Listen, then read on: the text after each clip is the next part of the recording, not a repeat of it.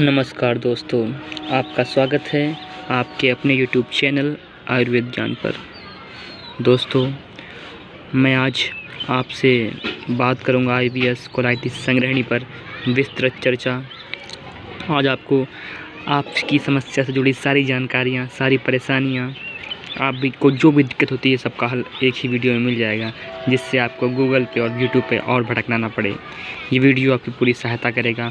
विश्वास रखिएगा, उस पर कही गई बातों को पूरे मन से मानिएगा और पूरे विश्वास के साथ उपचार को शुरू कीजिएगा। ईश्वर से कामना है कि आपकी बीमारी जो भी हो, जैसी भी हो, जड़ से ख़त्म होगी। आपको कोशिश करनी पड़ेगी और कोई कोशिश करने वालों की हार नहीं होती। नन्ही चींटी जब दाना लेकर चढ़ती है, चढ़ती दीवार से 100 बार फिसलती है, आखिर उसकी मेहनत बेकार नहीं होती। कोशिश करने वालों की कभी हार नहीं होती। तो मैं बात करूँगा IBS कोलाइटिस के कारणों की। मुख्य कारण है हमारा खान पीन बिगड़ जाना, और दूसरा कारण ये है कि अत्यधिक तनाव रहना, बहुत दुखी रहना, किसी चीज़ को लगातार सोचते रहना, चाहे वो असफलताएं हों या कोई पारिवारिक दिक्कत हो। और तीसरा कारण होता है शारीरिक श्रम न करना, ऐसे ही हाथों पैरों को काम में ना लेना, पड़े रहना। कारण जो भी रहा हो, अब बीमारी हो चुकी है तो हमें लड़ना है और जीतना है। पहले बात करते हैं हम कोलाइटिस पर। आइटिस का अर्थ होता है सूज जाना, कुछ भी। आर्थराइटिस से घुटने सूज जाते हैं, ब्रोंकाइटिस जैसे फेफड़े सूज जाते हैं, वैसे ही कोलाइटिस में कोलन में सूजन आती है। कोलन क्या होता है? कोलन हमारी बड़ी आंत होती है, जहाँ से मल से पानी को बड़ी आंत सोखती है और अपशिष्ट को बाहर निकालने का काम करती है बड़ी आंत। यदि हमारे मल में अत्यधिक पानी आ रहा है, पतला मल हो रहा है, कई बार जाना पड़ता है, 10 बार, 8 बार, 12 बार, तो समझ लीजिए कि हमें कोलाइटिस है।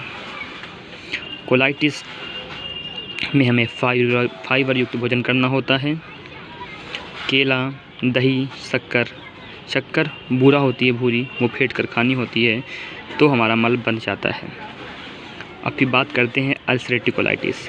अल्सरेटिव कोलाइटिस तब होती है जब हम कोलाइटिस का उपचार सही समय पर नहीं करते हैं या अपना खान पीन नहीं सुधारते हैं, तो होता है अल्सरेटिव कोलाइटिस।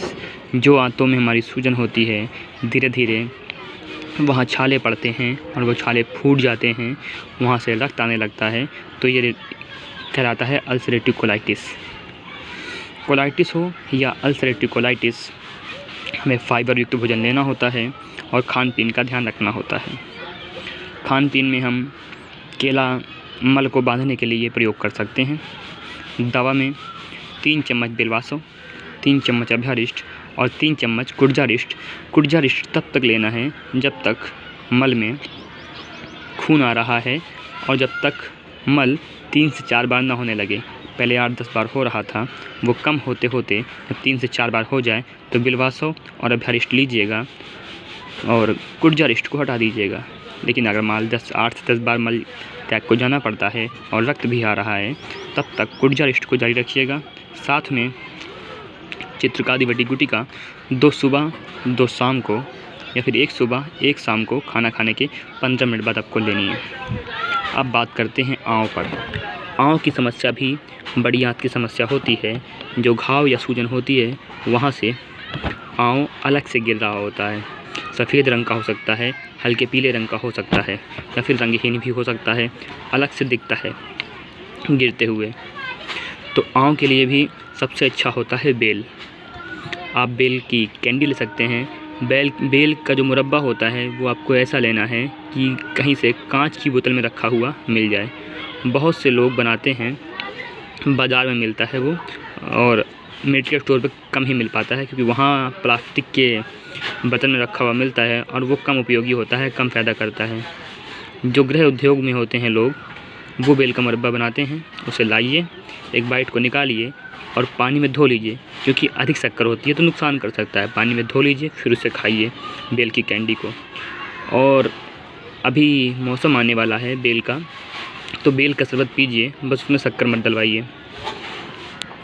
और आप ऐसा भी कर सकते हैं, आँव की समस्या के लिए 1 चम्मच बिलवादी चूर्ण को डाबर या वैद्यनाथ का लीजिएगा, उसे कांच के गिलास में रखिएगा। सुबह और जब शाम को उसे गरमा लीजिएगा। जब आधा रह जाए उसे छान कर पी लीजिएगा। ऐसे ही शाम को 1 चम्मच भिगो दीजिएगा कांच के गिलास में और सुबह गरमा लीजिएगा। जब आधा हो जाए तो छान कर पी लीजिएगा। बचा हुआ अपशिष्ट फेंक दीजिएगा। ये आँव में बहुत आराम करता है। और जिसे आँव होता है उसको 3 से 4 बार जाना होता है, 8 से 10 बार उसे नहीं होता है। तो वो दिन में 1 केला खा सकता है। और दोपहर में उसे दही ज़रूर खाना है, लवण भास्कर चूर्ण डालकर 1 चम्मच, और उसे खूब अच्छे से फेंट कर खाना है। और जैसे दही बहुत गाढ़ा है तो उसमें 8-10 चम्मच पानी मिलाकर फेंट सकते हैं, जिससे उसकी जो लुगदियाँ हैं, गाँठें हैं, वो सही हो जाएँ और पेट में एकदम लिक्विड बनकर दही जाए। दोपहर के खाने के लगभग 15 से 20 मिनट बाद आपको खानी है दही। क्योंकि दोपहर में हम दवा नहीं लेते हैं तो हमें दोपहर में खाना है दही लवण भास्कर चूर्ण डालकर। अब बात करेंगे मल में चिकनापन आने की। मल में चिकनापन आने का मतलब होता है हमारे शरीर में जो पोषक तत्व जाने हैं, छोटी आंत उसका अवशोषण नहीं कर पा रही है। उसका अवशोषण ना कर पाने के कारण हमारे वजन में गिरावट होती है। जो भी कुछ खाते हैं हमारे शरीर में नहीं लगता है। अभी जो मैंने बताया है बेल का चूर्ण कांच गिलास में भिगोने वाला, ये इस पर बहुत आराम करता है। एक और दवा आती है बेलाक्यून। वो आपको बेलाक्यून होती है वो आपको रात में सोते समय लेनी होती है 1 चम्मच। अगर म्यूकस आ रहा होता है तो, म्यूकस नहीं आ रहा होता तो कोई दिक्कत नहीं है। मल में चिकनापन है तो आप बेलाक्यून भी ले सकते हैं, या फिर कोई एक करना है, या तो बेलाक्यून ले लीजिए या तो फिर बिलवादी चूर्ण को पानी में भिगो कर उसे गर्म करके छान लीजिए और बचा हुआ फेंक दीजिए। ये दोनों में से आप एक कर सकते हैं। और दोपहर में मट्ठा या दही जो भी उपलब्ध हो वो आप लीजिए जिनको मल में चिकनापन आ रहा है। और मट्ठा बनाना कैसे है, 1 कटोरी दही लीजिए, उसमें 2 कटोरी पानी मिलाइए और अच्छे से उसे मथानी से मथ लीजिए। मथानी नहीं है तो 1 गिलास में डालिए और आपस में मिक्स करिए 2 से 4 मिनट, जिससे वो अच्छे से मिक्स हो जाए। और सेंधा नमक जिसमें जीरा, अजवाइन और हींग मिली हो, उसमें आधा चम्मच मिला लीजिए और खाने के लगभग 15 से 20 मिनट बाद दोपहर को पी लीजिए। ये आपको बहुत आराम देगा। अब बात करते हैं IBS-C की। IBS क्या होती है? किसी भी कारण से हमारी आंत, छोटी आंत के जो मूवमेंट होते हैं, जो भोजन को आगे खिसकाती है आंत, छोटी आंत, वो बिगड़ जाता है। या तो धीरे हो जाता है या तो तेज़ हो जाता है। सभी स्थितियाँ IBS कहलाती हैं। अगर वो तेज़ हो जाता है तो हमें IBS-D हो जाता है, अर्थात IBS ऐसा जिसमें डायरिया, दस्त लगातार होते रहते हैं। अगर IBS-C हो जाता है, मतलब IBS-C का अर्थ है कॉन्स्टिपेशन, जिसमें दस्त नहीं होते हैं, हमारा पेट साफ़ नहीं होता है, तो कॉन्स्टिपेशन कहलाता है। दोनों में ही हमारा शरीर कमज़ोर होता है और वज़न घटता है। IBS-D में वज़न तेज़ी से घटता है, IBS-C में वज़न धीरे धीरे घटता है।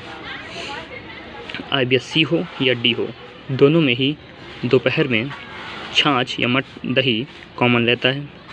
IBS-C में हमें केला कम खाना होता है। IBS-D में डायरिया वाले में हम दही केला शक्कर फेंट के खा सकते हैं।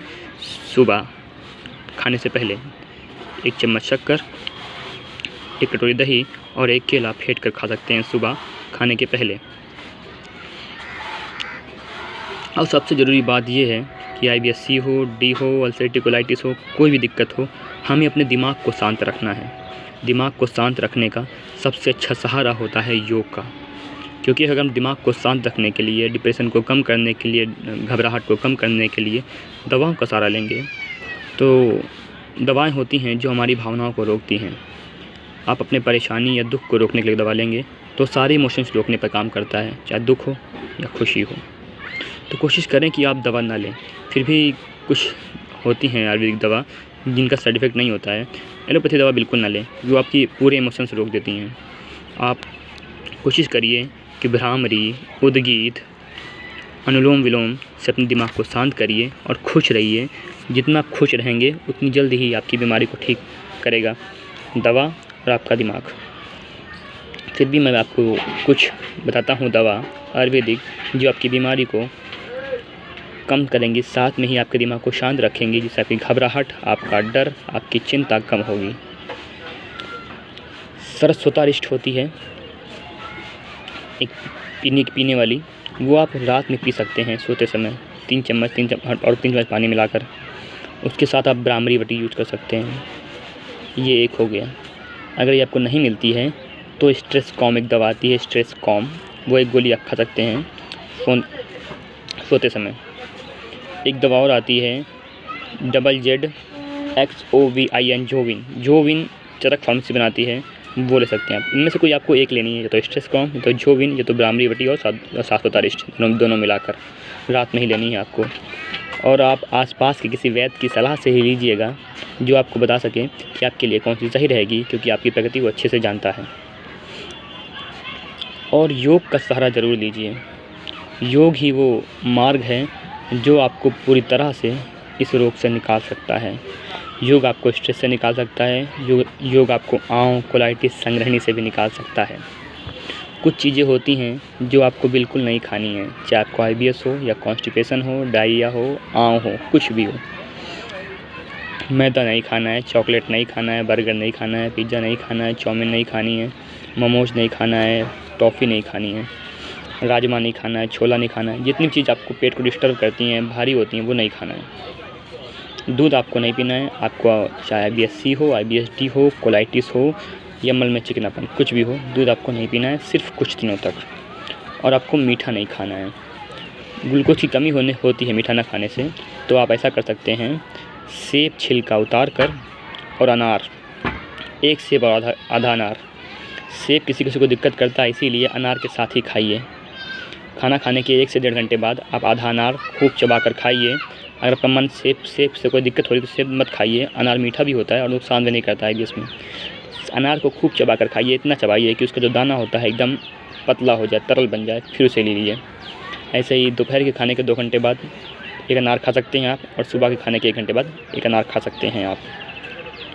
IBS-C वाले भी और D वाले भी, दोनों ही लोगों को सुबह गर्म पानी, गुनगुना पानी पीना है और लगभग 15 से 20 मिनट पैदल चलना है खुली हवा, ताज़ी हवा में, जिससे आपका दिमाग भी शांत होगा और पाचन तंत्र भी मजबूत होगा।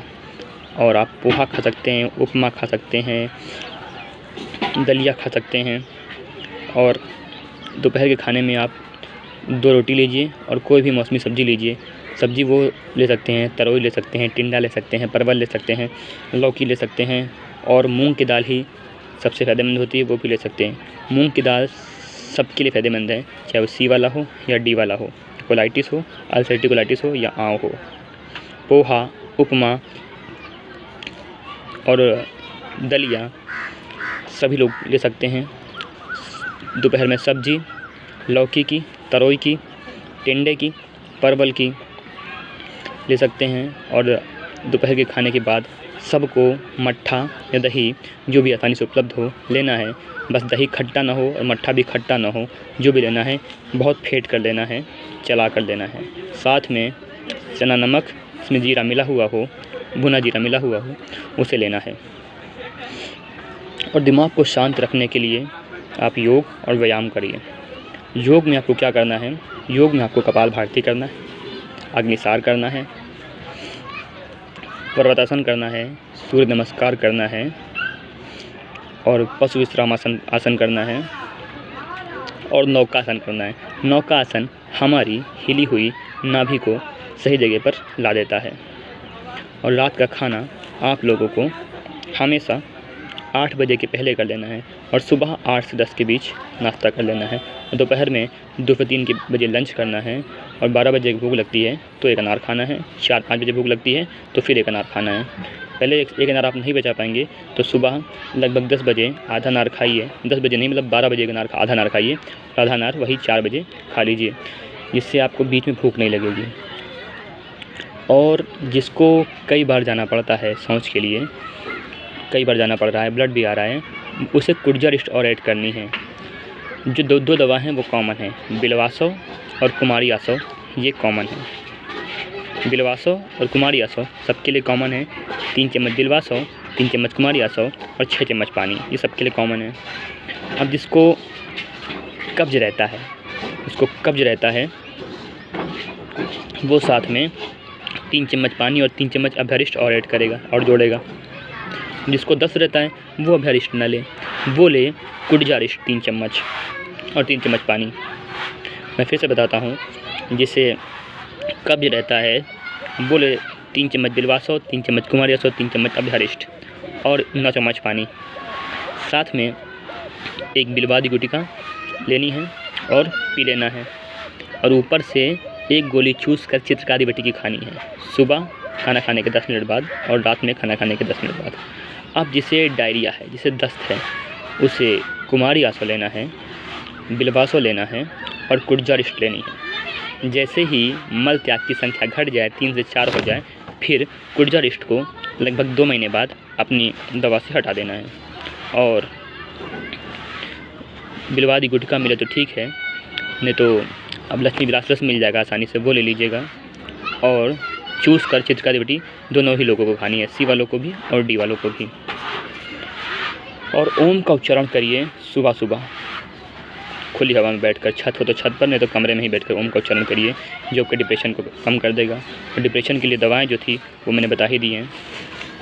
और शाम का खाना आपका 7 से 8 बजे हो जाएगा, तो फिर 9 बजे लगभग 15 मिनट की आपको वॉक करनी है, सीधे गोल गोल नहीं घूमना है, कहीं छोटी दूरी नहीं तय करनी है, लंबी दूरी तय करनी है। 8:30-9 बजे तक खाना खाने के लगभग आधे घंटे बाद तुरंत नहीं टहलना होता है, तो पेट की जो खाने की नसें होती हैं वो खाने की तरफ काम करती हैं। आप चलेंगे तो पैरों की तरफ काम करेंगे, इसीलिए आधे घंटे या 45 मिनट का रेस्ट लेते हैं खाने के बाद, फिर टहलते हैं। और फिर रात में ईश्वर का ध्यान करके सो जाएंगे। आपको ईश्वर ज़रूर स्वास्थ्य देगा।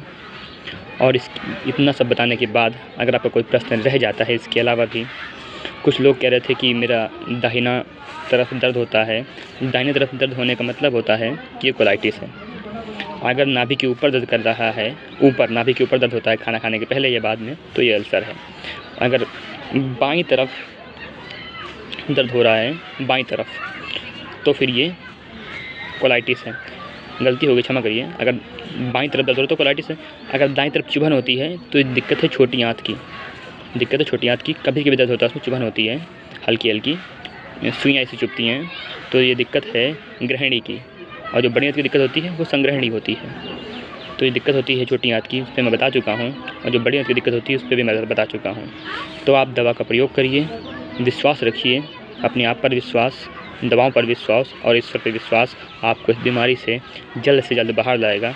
और मैं कामना करता हूँ आप जल्द से जल्द इस बीमारी से बाहर आएंगे और अपना काम कर पाएंगे, अपने लक्ष्य को पा पाएंगे। मैं आपको विश्वास दिलाता हूँ, इतना काम आप करेंगे तो दुनिया की कोई ताकत आपको ठीक होने से रोक नहीं सकती। आप जीतेंगे और आप ज़रूर जीतेंगे। ईश्वर पर विश्वास रखिए, उसने आपको किसी लक्ष्य के लिए भेजा है, वो लक्ष्य आप पूरा करेंगे। आपकी मैं पूरी सहायता करूँगा इस बीमारी से निकल पाने के लिए। आप इस बीमारी से जीतेंगे और अपने लिए कुछ करेंगे, अपने समाज के लिए कुछ करेंगे, इस देश के लिए कुछ करेंगे। ऐसी कामना से आपसे विदा लेता हूँ। ईश्वर आपको स्वास्थ्य दे, बुद्धि दे। अगर अब भी आपके कोई प्रश्न बच जाते हैं तो कमेंट करिए, मैं अपनी क्षमता अनुसार आपका जवाब देता रहूँगा, आपकी सहायता करता रहूँगा। जय हिंद, जय भारत, जय आयुर्वेद।